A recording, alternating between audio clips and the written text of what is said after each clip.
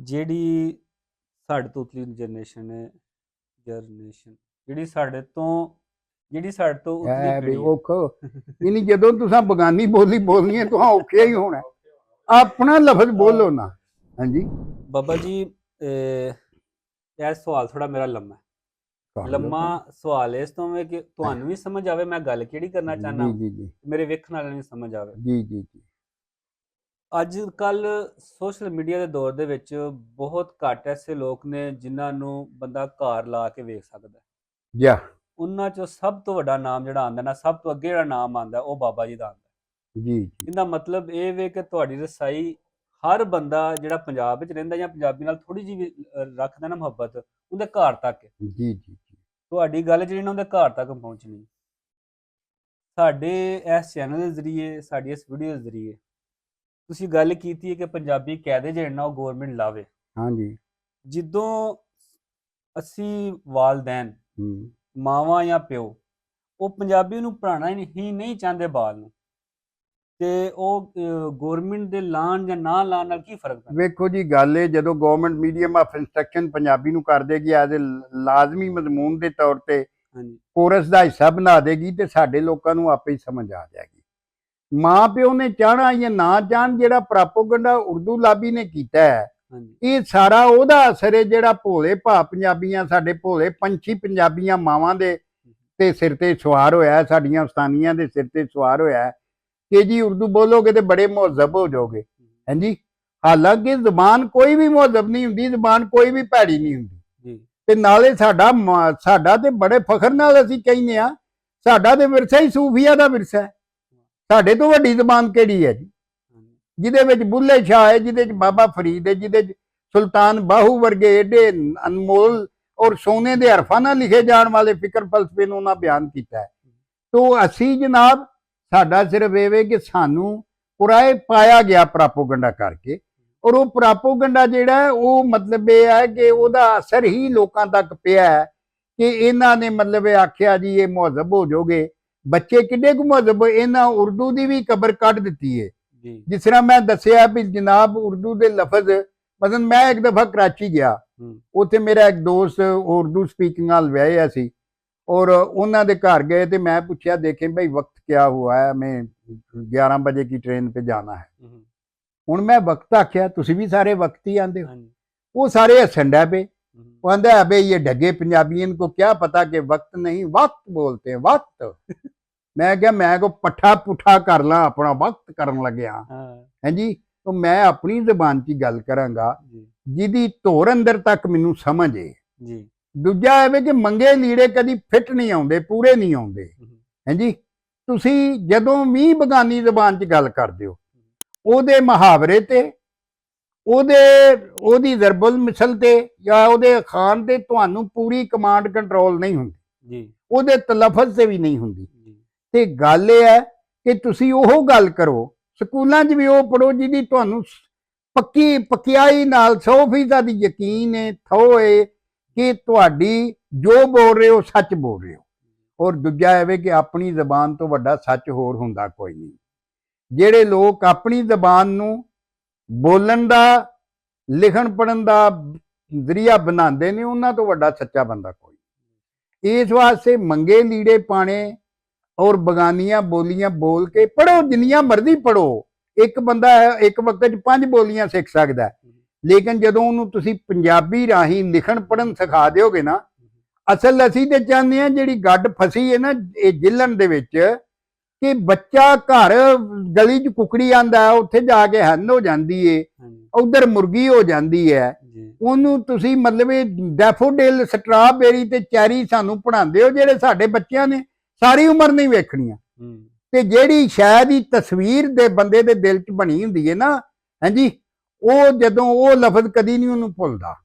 ਇਹਨਾਂ ਨੂੰ ਆਪਣੇ ਸਿਖਾਓ, ਹਾਂਜੀ, ਇਹ ਆਪਣਿਆਂ ਦੇ ਨੇੜੇ ਹੋਣਗੇ, ਆਪਣੇ ਵਸੇਬ ਦੇ ਨੇੜੇ ਹੋਣਗੇ, ਆਪਸੀ ਸਾਂਝਾਂ ਸਾਡੀਆਂ ਵਧਣਗੀਆਂ, ਮੁਲਕ ਦੇ ਅੰਦਰ ਮਜ਼ਬੂਤੀ ਆਏਗੀ। ਸਾਰੇ ਵੇਖੋ ਨਾ, ਤੁਸੀਂ ਵੇਖੋਗੇ ਅੱਜ ਕੀ ਹੋ ਰਿਹਾ ਹੈ, ਸਿੰਧੀ ਸਾਡੇ ਤੋਂ ਨਫ਼ਰਤ ਕਰਦਾ ਹੈ, ਬਲੋਚੀ ਸਾਡੇ ਤੋਂ ਕਰਦਾ ਹੈ, ਸ਼ਨਾਖਤੀ ਕਾਰਡ ਵੇਖ ਵੇਖ ਮਾਰਦੇ ਨੇ ਇੱਕ ਦੂਜੇ ਨੂੰ। ਅੱਛਾ, ਇਹ ਕਿਉਂ ਹੋ ਰਿਹਾ ਹੈ? इन्हां दे अंदर ज़हनी तौर पर एक दूजे नूं समझिया नहीं। ਜਦੋਂ ਸਾਡੇ ਬੱਚਿਆਂ ਪੜ੍ਹੀ ਹੋਏਗੀ ਬਲੋਚੀ, ਉੱਥੋਂ ਦੇ ਬੱਚਿਆਂ ਪੰਜਾਬੀ ਪੜ੍ਹੀ ਹੋਏਗੀ, ਉਹ ਸਾਡੇ ਸੂਫੀਆਂ ਨੂੰ ਪੜ੍ਹਿਆ ਹੋਏਗਾ, ਅਸਾਂ ਉਹਨਾਂ ਦਿਆਂ ਨੂੰ ਪੜ੍ਹਿਆ ਹੋਏਗਾ, ਸਿੰਧੀਆਂ ਨੇ ਸਾਡੇ ਨੂੰ ਪੜ੍ਹਿਆ ਹੋਏਗਾ, ਅਸੀਂ ਉਹਨਾਂ ਦੇ ਪੜ੍ਹਿਆ ਹੋਏਗਾ, ਅਸਾਂ ਉੱਥੇ ਖੁਸ਼ਹਾਲ ਖਾਂ ਖਟਕ ਨੂੰ ਪੜ੍ਹਿਆ ਹੋਏਗਾ, ਉਹਨਾਂ ਸਾਡੇ ਬੁੱਲੇ ਸ਼ਾਹ ਨੂੰ ਪੜ੍ਹਿਆ। ਇੱਕ ਦੂਜੇ ਦੀ ਨੇੜਤਾ ਆਏਗੀ, ਨਜ਼ਦੀਕੀ ਇੱਕ ਦੂਜੇ ਦੇ ਹੋਵਾਂਗੇ, ਔਰ ਫਿਰ ਇੱਕ ਬਿਹਤਰ ਤੇ ਮਜ਼ਬੂਤ ਪਾਕਿਸਤਾਨ ਦਾ ਸੁਪਨਾ ਜਿਹੜਾ ਵੇਖਿਆ ਜਾ ਸਕੇਗਾ। ਜਿਹੜੀ ਸਾਡੇ ਤੋਂ ਪਿਛਲੀ ਪੀੜ੍ਹੀ ਹੈ, ਹਾਂਜੀ, ਯਾਨੀ ਕਿ ਜਿਹੜੇ ਤੁਹਾਡੀ ਉਮਰ ਦੇ ਜਾਂ ਤੁਹਾਡੇ ਥੋੜੇ ਬਜ਼ੁਰਗ ਲੋਕ, ਜਾ ਜਾ ਜਾ ਅਸੀਂ ਪੀੜ੍ਹੀ ਇਹ ਸਮਝਦੇ ਆ ਕਿ ਤੁਸੀਂ ਆਪਣੀ ਸਕਾਫਤ ਨੂੰ ਛੱਡਿਆ ਜਾਂ ਸਾਡੇ ਤੱਕ ਆਉਣ ਨਹੀਂ ਦਿੱਤਾ ਹੈ। ਇੱਕ ਮਿਸਾਲ ਦੇ ਨਾਵਾਂ ਕਿ ਤਾਮਤ ਪਾ ਕੇ ਨਾ, ਜਿਵੇਂ ਤੁਸੀਂ ਮਾਸ਼ਾਅੱਲਾ ਤਾਮਤ ਪਾ ਕੇ ਬੈਠੇ ਹੋ, ਮੈਂ ਬਾਜ਼ਾਰ 'ਚ ਨਹੀਂ ਜਾ ਸਕਦਾ, ਮੈਂ ਤਹਿਮਤ ਬੰਨ ਕੇ ਬੈਠਾ, ਤਹਿਮਤ ਪਾਇਆ ਨਹੀਂ ਜਾਂਦਾ, ਬੰਨਿਆ ਜਾਂਦਾ ਹੈ। ਪੱਗ ਵੀ ਬੰਨੀ ਜਾਂਦੀ ਹੈ, ਪੱਗ ਪਾਈ ਨਹੀਂ ਜਾਂਦੀ। ਗਲਤ ਲਫ਼ਜ਼ਾਂ ਦਾ ਜਿਹੜਾ ਇਸਤੇਮਾਲ ਹੈ ਨਾ, ਉਰਦੂ ਜਾਂਦੇ ਨੇ ਰੋਟੀ ਬਣਾਈ, ਰੋਟੀ ਪਕਾਈ ਜਾਂਦੀ ਹੈ, ਕੁੱਤਾ ਭੌਂਕਦਾ ਹੈ, ਬੱਚਾ ਜਾਂ ਨਾ ਉਹਦਾ ਛੋਟਾ ਕੱਟੀ ਕੱਟਾ ਅੜਿੰਗਦਾ ਹਾਂਜੀ, ਤੇ ਮੱਝ ਵੀ ਅੜਿੰਗਦੀ ਹੈ, ਘੋੜਾ ਹਿਣਕਦਾ ਹੈ, लेकिन उर्दू जानते ने घोड़ा जबान निकाल रहा था है जी, घोड़ा बोल रहा था, अंग्रेजी बोल रहा था। वो ये जबान है जिन्हों तुसीं वड्डी जबान बनाई फिरदे हो। ਉਹ ਮੈਂ ਗੱਲ ਕਰ ਰਿਹਾ ਸਾਂ ਕਿ ਨਾ ਤਾਮਤ ਬਣ ਕੇ ਜਾਂ ਪੱਗ ਬਣ ਕੇ ਮੈਂ ਆਪਣੇ ਮੁਆਸ਼ਰੇ 'ਚ ਹੁਣ ਇਸ ਟਾਈਮ ਇਸ ਤੋਂ ਨਹੀਂ ਜਾ ਸਕਦਾ ਹੈ ਕਿ ਉਹ ਫਿਰ ਮਿਲਣਾ ਜਾਂ ਕੋਈ ਵੀ ਜਾਵੇ ਉਹਨੂੰ ਇੱਕ ਪਰਾਇਆ ਸ਼ੈ ਜਾਂ ਇੱਕ ਜਹਲ ਸ਼ੈ ਸਮਝਿਆ ਜਾਂਦਾ। ਨਹੀਂ ਨਹੀਂ, ਇਹ ਨਹੀਂ ਗੱਲ, ਇਹ ਤੁਹਾਡੀ ਇਨਫੀਰੀਅਰਿਟੀ ਕੰਪਲੈਕਸ ਹੈ, ਜਿਹਨੂੰ ਨਕਿਆਈ ਗੁੰਝਾ ਲਾਉਂਦੇ ਨੇ ਪੰਜਾਬੀ 'ਚ। ਮੈਨੂੰ ਕਿਸੇ ਕੱਖ ਨਹੀਂ ਆਖਿਆ ਕਦੀ। ਮੈਂ ਐਮਏ ਇਕਨੋਮਿਕਸ ਤੇ ਐਮਏ ਪੰਜਾਬੀ ਕੀਤਾ ਹੋਇਆ, 17-18 ਕਿਤਾਬਾਂ ਮੈਂ ਲਿਖੀਆਂ। ਮੇਰੇ ਤੇ PhD ਪੰਜਾਬ ਯੂਨੀਵਰਸਿਟੀ ਨੇ ਸਨ 17 ਤੋਂ 2022 ਚ ਕਰਾਈ। ਮੈਂ ਪੱਗ ਬੰਨ ਕੇ ਵੀਡੀਓ ਕਰਨਾ ਵਾ, ਮਤਲਬ ਮੈਨੂੰ ਤੇ ਕਦੀ ਕਿਸੇ ਨਹੀਂ ਆਖਿਆ। ਤੋ ਆਦਤ ਪਾਓ, ਆਪਣਾ ਗਵਾਚਿਆ ਹੋਇਆ ਵਿਰਸਾ ਜਿਹੜਾ ਹੈ ਉਹ ਹਮੇਸ਼ਾ ਮੁਆਸ਼ਰੇ ਦੇ 100% ਲੋਕ ਐਡੇ ਸਿਆਣੇ ਨਹੀਂ ਹੁੰਦੇ, ਚੰਦ ਲੋਕ ਐਸੇ ਸਿਆਣੇ ਹੁੰਦੇ ਨੇ, ਔਰ ਉਹਨਾਂ 'ਚ ਇੰਨੀ ਅਕਲ ਹੋਣੀ ਚਾਹੀਦੀ ਹੈ, ਦਾਨਾਈ ਕੇ ਦੂਜਿਆਂ ਨੂੰ ਪਿੱਛੇ ਲਾ ਲੈਣ। ਹਾਂਜੀ, ਇਹੀ ਮੈਂ ਪੂਰੀ ਗੱਲ ਕਰਨ ਲੱਗਾ ਹਾਂ ਵੀ ਇਹ ਸਾਡੇ 'ਚ ਕੋਈ ਅਹਿਸਾਸੇ ਕਮਤਰੀ ਹੈ ਜੀ ਜੀ ਕਿ ਉਹ ਯਾਨੀ ਕਿ ਅਸੀਂ ਉਹ ਡਰ ਕੇ ਜਾਂ ਆਪਣਾ ਕਲਚਰ ਜਾਂ ਆਪਣਾ ਜਿਹੜਾ ਰਹਿਣ ਸਹਿਣ ਅਸੀਂ ਵਿਖਾ ਨਹੀਂ ਸਕਦੇ। ਨਹੀਂ ਨਹੀਂ, ਇਹ ਵੇਖੋ ਵੇਖੀ ਹੁੰਦਾ, ਇਹਨੂੰ ਇਨੋਵੇਸ਼ਨ ਫੈਕਟ ਆਉਂਦੇ ਨੇ ਅੰਗਰੇਜ਼ੀ ਦੇ ਵਿੱਚ, ਕਿ ਵੇਖੋ ਵੇਖੀ ਕਿ ਫਲਾਣਾ ਬੱਚਾ ਬੱਚਿਆਂ ਨੂੰ ਉਰਦੂ ਬੋਲਦਾ, ਹੁਣ ਉਰਦੂ ਤੇ ਤੁਹਾਨੂੰ ਆਉਂਦੀ ਨਹੀਂ, ਬਹੁਤੇ ਆਂਦੇ ਨੇ ਮੈਂ ਬੜਾ ਸੋਹਣਾ ਉਰਦੂ ਬੋਲ ਲੈਣਾ। ਹਾਲਾਂ ਜ਼ਬਾਨਾਂ ਸਾਰੀਆਂ ਮੁਅੱਨਸ ਹੁੰਦੀਆਂ, ਮਤਲਬ ਉਹਨਾਂ ਨੂੰ ਇਹ ਵੀ ਨਹੀਂ ਪਤਾ ਹੁੰਦਾ ਵੀ ਉਰਦੂ ਮੁਜ਼ੱਕਰ ਹੈ ਕਿ ਮੁਅੱਨਸ ਹੈ। ਲੇਕਿਨ ਗੱਲ ਇਹ ਹੈ ਕਿ ਮੰਗੇ ਲੀੜੇ ਪਾਉਣ ਦੀ ਆਦਤ ਪੈ ਜੇ ਨਾ, ਹਾਂਜੀ, ਤੇ ਫਿਰ ਉਹੀ ਗੱਲ, ਪਰੌਂਠੇ ਦੇ ਵਿੱਚ ਆਂਡਾ ਲਵੇਟ ਕੇ ਤੇ ਉਹਨੂੰ ਕਤੂਰੇ ਅੰਗਰ ਵੱਡ ਵੱਡ ਖਾਣਾ, ਜਿਵੇਂ ਮੈਂ ਬਰਗਰ ਪਿਆ ਖਾਂਦਾ। ਅੱਲਾ ਦੇ ਬੰਦਿਓ, ਹਾਂਜੀ, ਜਿਵੇਂ ਵੱਡੇ ਤੁਹਾਡੇ ਕਰਦੇ ਸਨ, ਉਹ ਉਸ ਰਾਹ ਚੱਲੀ ਭਲਿਆ ਜਿੱਥੇ ਪਿਓ ਦਾਦਾ ਚੱਲਿਆ, ਤੇ ਜਿੰਨੇ ਪਿਓ ਦਾਦੇ ਦੇ ਰਾਹ ਤੇ ਨਹੀਂ ਚੱਲਣਾ, ਹਾਂਜੀ, ਉਹਨੇ ਕਿਸੇ ਨਾਲ ਕਾਮਯਾਬੀ ਕਰ ਲੈਣੀ। ਇਹ ਕੋਈ ਕਾਮਯਾਬੀ ਨਹੀਂ, ਵੱਧ 4 ਪੈਸੇ ਕਮਾ ਲੈਣੇ, ਹਾਂਜੀ, ਕੋਈ 2 ਜਮਾਤਾਂ ਵੱਧ ਪੜ੍ਹ ਕੇ ਕਿਸੇ ਉਹ ਜੀ ਨੌਕਰੀ ਤੇ ਲੱਗ ਜਾਣਾ।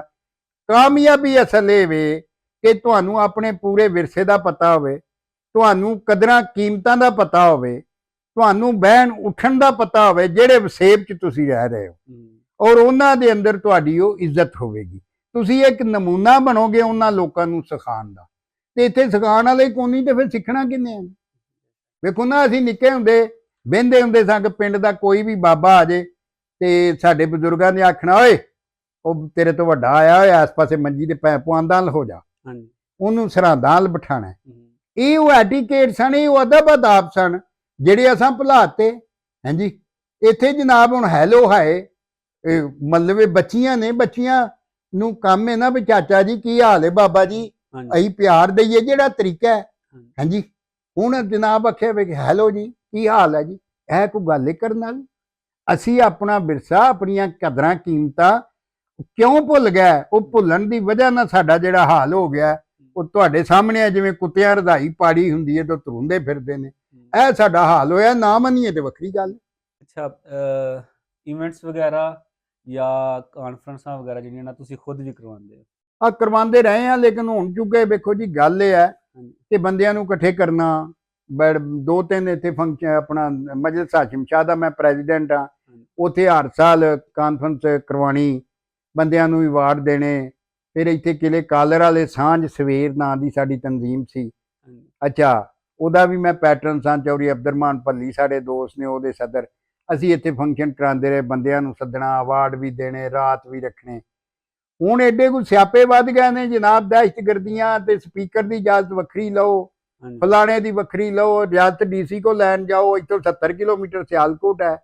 ਤੁਸੀਂ ਆਪਣੀ ਗੱਲ ਪਹੁੰਚਾਣੀ ਹੈ, ਤੁਹਾਨੂੰ ਇੱਕ ਨਵਾਂ ਤਰੀਕਾ ਲੱਭ ਗਿਆ ਗੱਲ ਪਹੁੰਚਾਉਣ ਦਾ, ਤੇ ਤੁਸੀਂ ਘਰ ਬਹਿ ਕੇ ਉਹ ਗੱਲ ਕਰੋ। ਗੱਲ ਲੋਕਾਂ ਤੱਕ ਪਹੁੰਚਾਣੀ ਹੈ ਕਿ ਲੋਕਾਂ ਨੂੰ ਚਾਹ ਪਿਆਣੀ ਹੈ ਸੱਦ ਕੇ। ਇਸ ਵਾਸਤੇ ਅੱਜ ਸਭ ਤੋਂ ਬਿਹਤਰ ਇਫੈਕਟਿਵ ਤਰੀਕਾ ਇਹ ਵੇ ਕਿ ਉਹਨਾਂ ਨਾ ਦਹਿਸ਼ਤਗਰਦੀਆਂ ਦੇ ਰੌਲੇ 'ਚ ਪਾਓ, ਨਾ ਮਨਜ਼ੂਰੀਆਂ ਲੈਣੀਆਂ ਪੈਣ। ਆਪਣਾ ਕੰਮ ਕਰੋ, ਆਪਣੇ ਚੈਨਲ ਬਣਾਓ, ਆਪਣੀ ਗੱਲ, ਤੁਹਾਡੀ ਗੱਲ 'ਚ ਅਸਰ ਹੋਏਗਾ ਤੇ ਲੋਕੀ ਤੁਹਾਡੀ ਗੱਲ ਨੂੰ ਮੰਨਣਗੇ। ਇਸ ਵਾਸਤੇ ਕਿ ਦੀਵਾ ਲੋ ਜ਼ਰੂਰ ਕਰਦਾ, ਭਾਵੇਂ ਕਿਸੇ ਖੁੰਝੇ 'ਚ ਹੀ ਕਰੇ।